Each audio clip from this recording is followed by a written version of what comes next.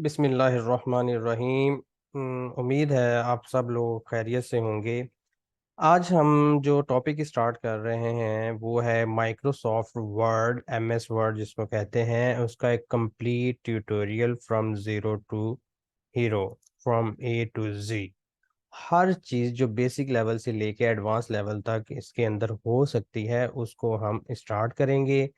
ऐसा कोई भी पर्सन जिसको माइक्रोसॉफ्ट वर्ड का कुछ भी नहीं पता, जिसने कभी ओपन भी नहीं किया, पहला पॉइंट ये आता है कि हम माइक्रोसॉफ्ट वर्ड यूज़ क्यों करते हैं। एक बहुत ही बेसिक क्वेश्चन है, किसी के माइंड में भी आ सकता है कि माइक्रोसॉफ्ट वर्ड है क्या, हम इसको क्यों यूज़ करते हैं।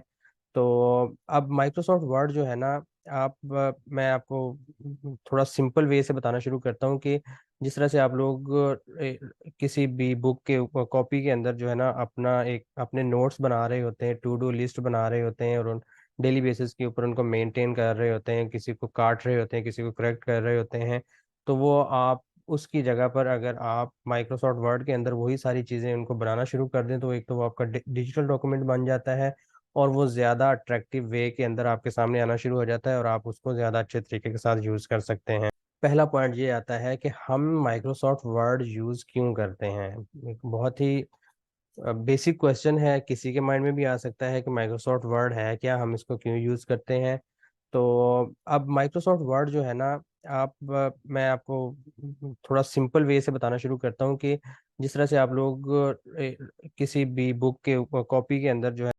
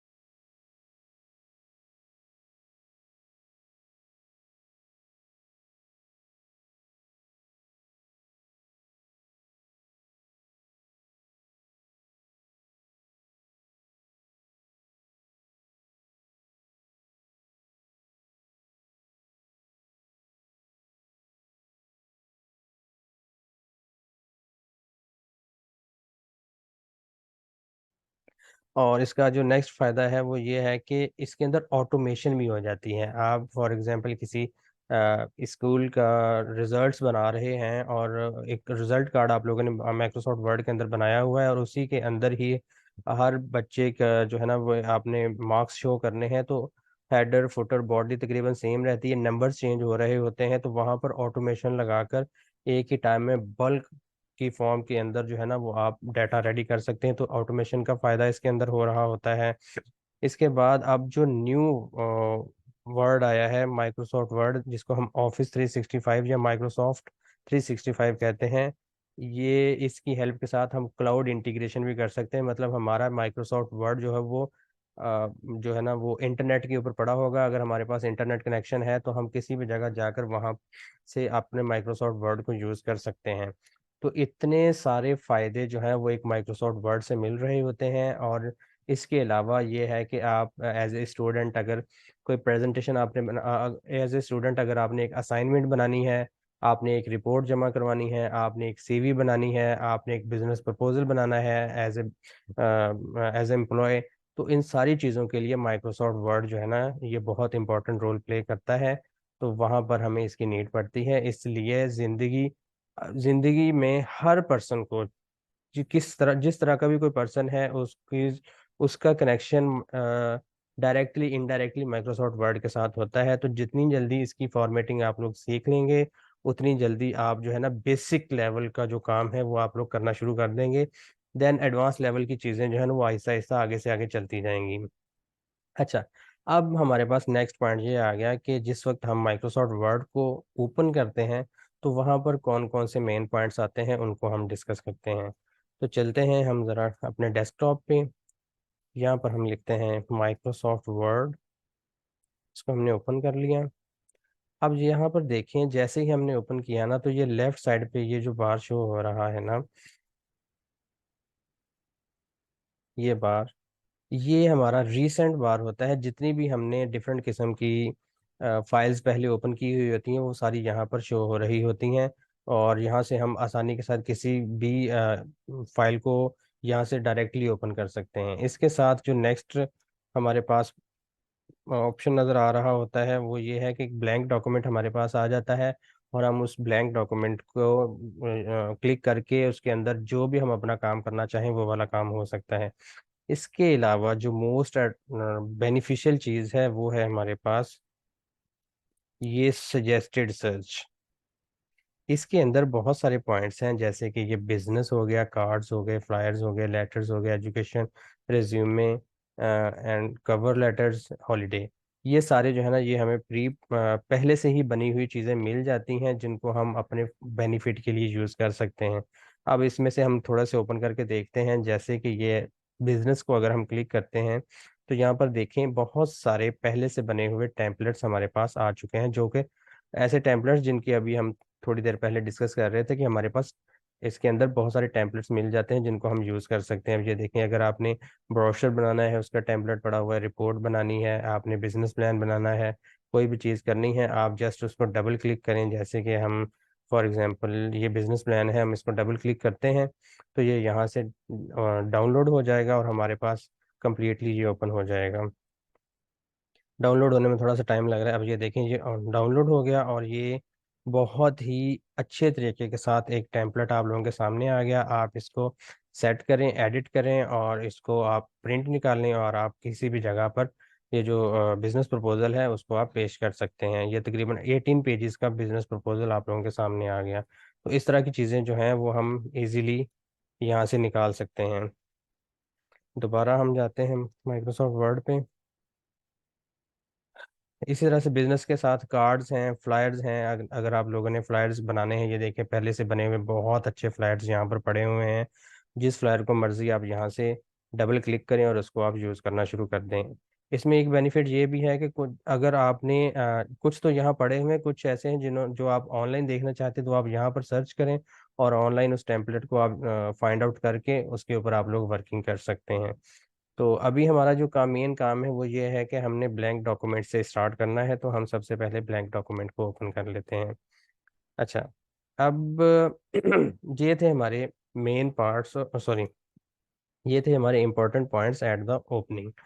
अब आ जाता है कि जिस वक्त हम एक मेन व्यू, एमएस वर्ड का मेन व्यू ओपन कर लेते हैं तो उसके कौन कौन से पार्ट्स हैं, इनको थोड़ा सा आप गौर से समझिएगा। बहुत ही इम्पोर्टेंट पॉइंट्स हैं ये। मेरी कोशिश होगी कि मैं जितना इसको इजी वे में समझा सकूं उतना ही मेरी तरफ से बेस्ट ट्राई होगी। तो अब हम जाते हैं डायरेक्ट माइक्रोसॉफ्ट वर्ड के ऊपर। ये हमारे पास ओपन है माइक्रोसॉफ्ट वर्ड और इनके हम डिफरेंट पार्ट्स को हम डिस्कस करना शुरू करते हैं। तो बेसिकली ये जो मेन विंडो सामने ओपन है ना, ये 6 पार्ट्स में डिवाइड है जो माइक्रोसॉफ्ट वर्ड से रिलेटेड है। अब 6 पार्ट्स किस तरह से हैं इनको आप थोड़ा सा फोकस करके समझिएगा। मैं एक एक करके पहले बताता हूँ। पहला पार्ट है हमारे पास ये वाला, ये फर्स्ट पार्ट है। उसके बाद सेकंड पार्ट हमारे पास आ जाता है ये वाला, ये सेकंड पार्ट हो गया। एक एक करके हम इन सभी को कवर करेंगे इंशाल्लाह ताला। उसके बाद थर्ड पार्ट हमारे पास आ जाता है ये वाला। 3 पार्ट्स हो गए, 1 2 3। उसके बाद फोर्थ पार्ट जो हमारे पास आता है वो है हमारे पास ये आ गया। देन फिफ्थ पार्ट आता है। फिफ्थ पार्ट हमारे पास जो है वो हम, जिसके अंदर ये वाला पार्ट भी शामिल है, ये सेंटर वाला पार्ट भी शामिल है, और इस साइड पर भी एक कर्सर आएगा, थोड़ी देर में आपको डेमो दिखाता हूँ मैं, वो भी इसके अंदर शामिल है। ये हमारे पास हो गए 1 2 3 4 5, और ये वाला जो है लास्ट वन, इसको हम, ये हमारे पास आ गया 6 पार्ट। ये 6 पार्ट है हमारे पास। अब हम इनको वन बाय वन कवर करना शुरू करेंगे। तो सबसे पहले हम आते हैं फर्स्ट पार्ट की तरफ। ये वाला जो फर्स्ट पार्ट है ये 3 हिस्सों में डिवाइड है। एक इस साइड पे हिस्सा है, एक ये सेंटर में है, और एक ये इधर राइट साइड पे आ रहा है। इन 3 पार्ट्स के अंदर ये पहला वाला हिस्सा, इसको हम 3 पार्ट्स के अंदर डिवाइड करते हैं। अब इसमें जो है ना, हम मेन डिस्कस करना शुरू करते हैं। अब मज़ीद इजी करते हैं इसको। अब ये वाला जो है ना पार्ट, इसको हम कहते हैं, मैं यहाँ लिख देता हूँ, इसको हम कहते हैं क्विक एक्सेस बार। ऐसा बार बार कहते हैं बेसिकली एक पट्टी को, एक एक खास किस्म की, जिस तरह से ये ऊपर से मैंने पट्टी बनाई है ना, ये यहाँ से लेके यहाँ तक जो एक पट्टी बनी है, इसको हम बार कहते हैं। और इसके अंदर ऐसे आइकॉन्स हैं जो हमें क्विक एक्सेस देते हैं। क्विक एक्सेस मीन जल्दी से कोई काम हमने करना हो तो यहाँ से हम कर सकते हैं। जैसे कि हमने कॉपी करना है, हमने रीडू करना है, हमने रिफ्रेश करना है, अनडू करना है, जो कुछ वो यहाँ पर बेसिक चीज़ें आ रही हैं, जिस तरह से ये हमारे पास आ गए। ये यहाँ पर अगर हमने कुछ चीज़ें शो करनी है तो वो यहाँ से हम यहाँ शो कर सकते हैं इस जगह के ऊपर। तो हमारे पास पहला ये वाला आ गया,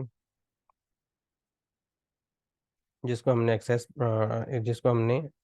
एक्सेस टूल बार का नेम दिया था, quick access. Quick access toolbar. अच्छा, अब पहला पार्ट ये हो गया। अब हम आते हैं सेकंड पार्ट की तरफ। सेकंड पार्ट है हमारे पास ये वाला, ये एक फिर बार बन रहा है। इस बार को हम कहते हैं टाइटल बार। टाइटल बार ये वो वाला बार होता है जिसके अंदर हमारे पास बेसिकली वो पार्ट पड़ा हुआ होता है, जो हम अपने डॉक्यूमेंट का टाइटल बनाते हैं ना, वो बेसिकली यहाँ पे पड़ा होता है। तो हम इसको यहाँ पर एक नेम दे देते हैं। नेम है हमारे पास ये टाइटल बार। और ये जो लास्ट वन है इस साइड के ऊपर, इसको हम कहते हैं विंडो बार।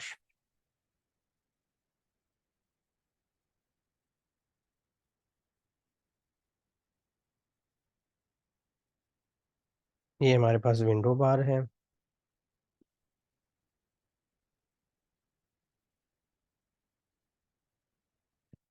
थोड़ा सा साइड पे चला गया, चलें।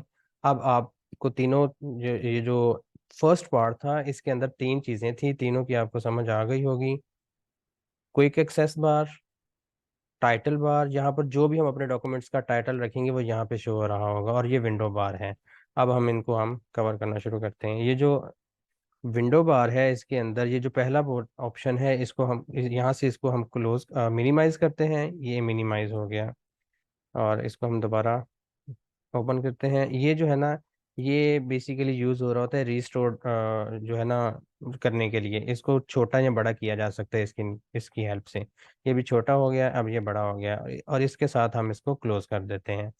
ये मेन 3 ऑप्शंस होते हैं यहाँ पर। टाइटल के अंदर जो भी हम यहाँ पर नेम, इस फाइल का नेम अभी थोड़ी देर तक हम सेव करेंगे, तो जो भी जिस नेम से हम सेव करेंगे वो यहाँ पे आना शुरू हो जाएगा। और ये हमारे पास आ गया क्विक एक्सेस बार। जैसे ही हम यहाँ पर कोई चीज़ लिखते हैं तो ये देखें, ये साथ ही ये वाले भी एक्टिव हो गए हैं।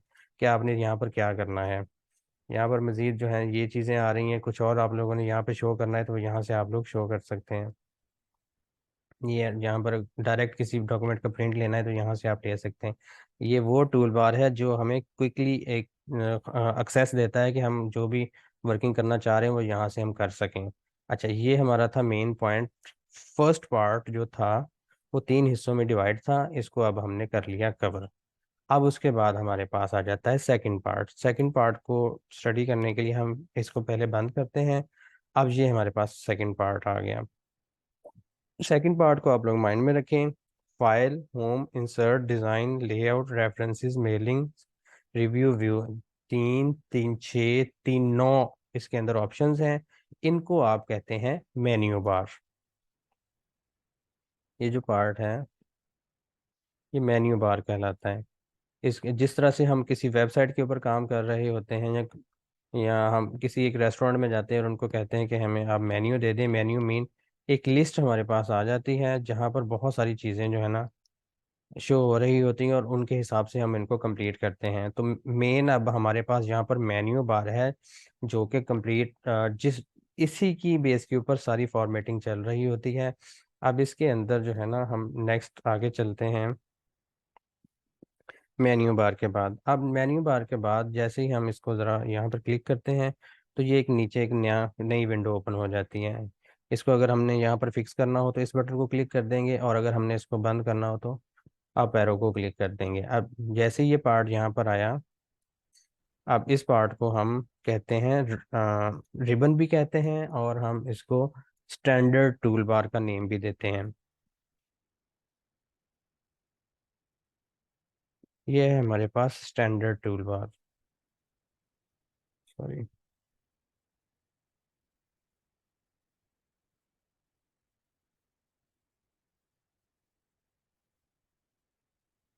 अच्छा, ये है। अब हम अभी तक जो है ना तीन पार्ट्स को हमने कवर कर लिया है। टाइटल बार को, जो सॉरी जो था हमारे पास, ये पहला पार्ट कवर हो गया, टाइटल बार, क्विक एक्सेस। उसके बाद ये सेकंड पार्ट कवर हो गया हमारे पास, मेन्यू बार। थर्ड पार्ट हमारे पास कवर हो गया, जिसको हमने स्टैंडर्ड टूल बार का या रिबन का नेम दिया। उसके बाद आगे नेक्स्ट आ जाता है, ये हमारे पास है रूलर। रूलर यहाँ पर जो है ना मेजरमेंट शो की हुई है, और एक डॉक्यूमेंट जो है ना, ये जिस तरह से A4 साइज का अगर हम उसको उसकी मेजरमेंट लें तो यहाँ से 0 साइज है। 0 से ये 1 2 3 4 5 6 7, 7.5, 7.5 इस साइड से, और 1 ये 8.5 इंच इसकी ये मेजरमेंट होती है, चौड़ाई। और ये वाली जो है ना, इसको इसको हम कहते हैं horizontal to ruler. Horizontal ruler इसको इस वजह से नाम दिया गया है क्योंकि ये हॉरिजन की डायरेक्शन में होता है। हॉरिजन क्या होता है? हॉरिजन ऐसी जगह होती है जिस जगह पर सूरज ग्रूब होता है, जिसको हम उर्दू में उफक भी कहते हैं। तो ये उसी डायरेक्शन में है, इस वजह से इसको हम हॉरिजॉन्टल टू रूलर भी कहते हैं।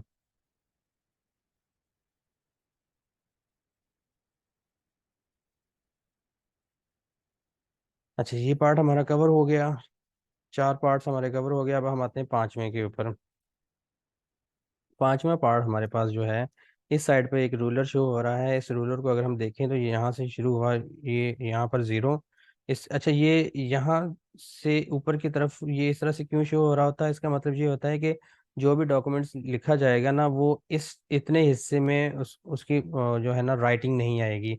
ये ऊपर वाले हिस्से में भी नहीं आएगी और हिस्से में भी नहीं आएगी। अब यहाँ पर जैसे कि मैं यहाँ पर एक कमांड लिखता हूँ।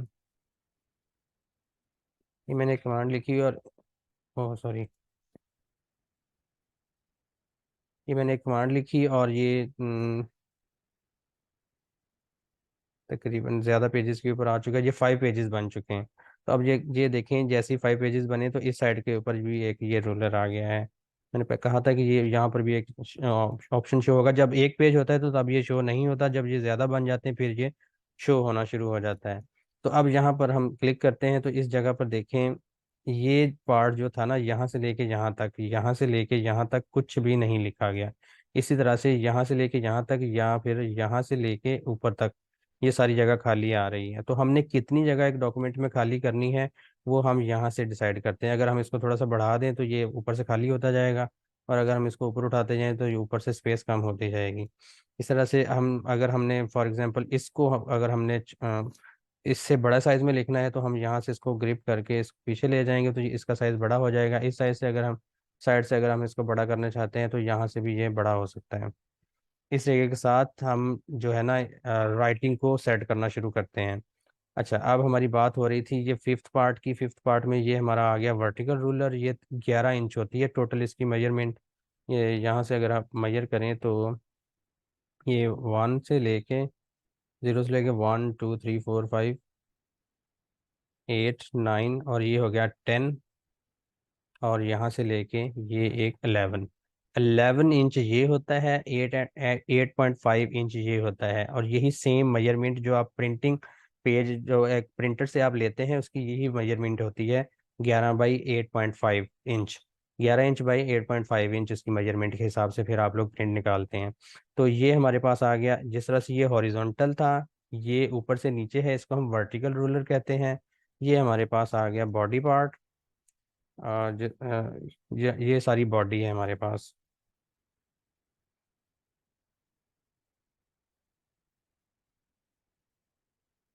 और ये हमारे पास जो लेफ्ट साइड पे है, इसको हम कर्सर का नाम देते हैं। ये अप डाउन करने के लिए यूज़ होता है। ये हमारा हो गया fifth part complete. Fifth part के बाद अब हमारा जो लास्ट नीचे आता है, ये हमारा सिक्स पार्ट था जो हम लोगों ने बोला था। इसके अंदर अगर हम यहाँ पर देखें तो इस साइड पे हमारे पास ये जो है ना, इस जगह पे हमारे पास ये इंफॉर्मेशन जो शो हो रही होती है, इसको हम कहते हैं डॉक्यूमेंट इंफॉर्मेशन, जिसके अंदर हम ये देखते हैं कि कितने पेजेस हैं टोटल। जिस तरह से अभी मैंने यहाँ पर दिखाया था कि 5 पेजेस है, तो यहाँ पर ये शो हो रहा था। मैं पहले थोड़े से पेजेस शो करवा दूंगा आप लोगों को, सॉरी। पहले मैं पेजेस शो करता हूँ। वही कमांड हम यूज़ करेंगे, रेंट 45।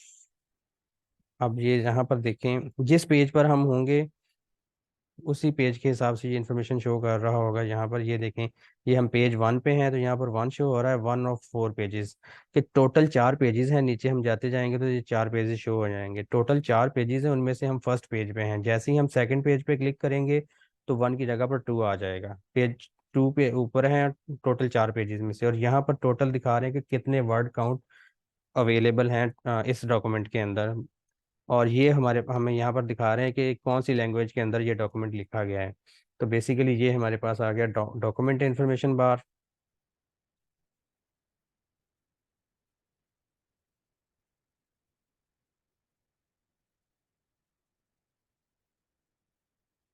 लिख मैं इस वजह से रहा हूँ कि एक मरतबा आप लोगों के माइंड में ये सारी चीज़ें बैठ बैठ जाएंगी ना, तो उसके बाद आप लोगों के लिए टेंशन नहीं बनेगी। अच्छा, उसके बाद हमारे पास जो इस साइड पे है, ये सेंटर वाला जो पार्ट है ना, इसको हम कहते हैं स्टैंडर्ड बार। ये जितना भी ये यहाँ पे शो हो रहा है ना, ये स्टैंड सॉरी,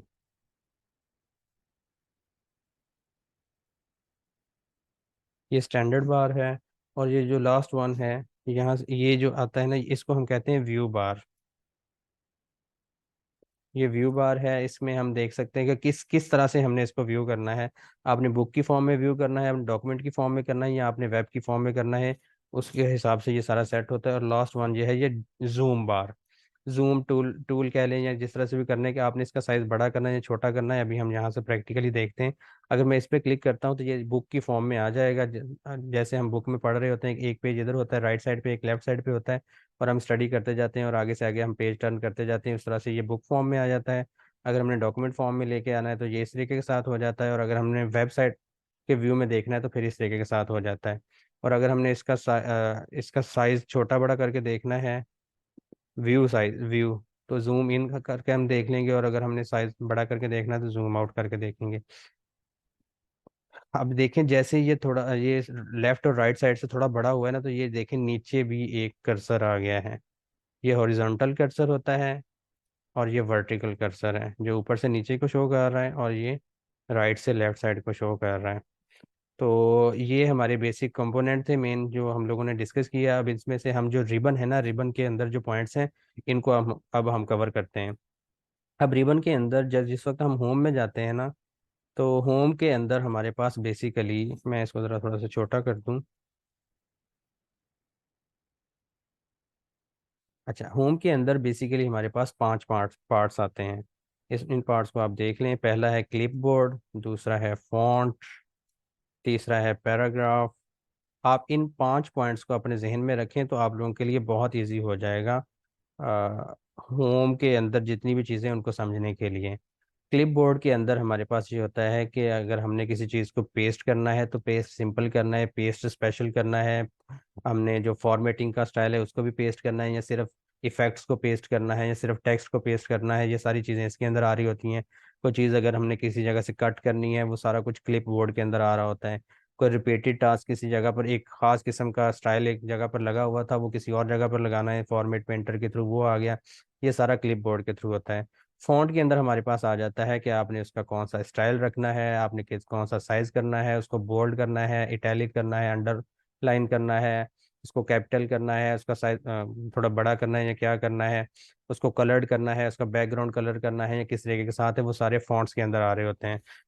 उसके बाद आ जाता है पैराग्राफ। ये जो हमारे पास यहाँ से लेके यहाँ तक जो है ना, ये एक पैराग्राफ है। इस पैराग्राफ की सेटिंग हमने किस तरह से करनी है, इसको बुलेट फॉर्म में लेकर आना है, नंबर फॉर्म में लेकर आना है, राइट अलाइन करना है, सेंटर में करना है, लेफ्ट अलाइन करना है, जस्टिफाइड करना है। उसके बाद लाइन स्पेसिंग जो है उनको सेट करना है। इनको मैं यहाँ पर थोड़ा थोड़ा करके भी आप लोगों को दिखा देता हूँ। ये अगर हम इसको किसी एक को यहाँ से ले लेते हैं, मिसाल के तौर पर ये है, तो इसको हमने बोल्ड करना है या इटैलिक करना है, अंडरलाइन करना है, इसका फॉन्ट स्टाइल चेंज करना है,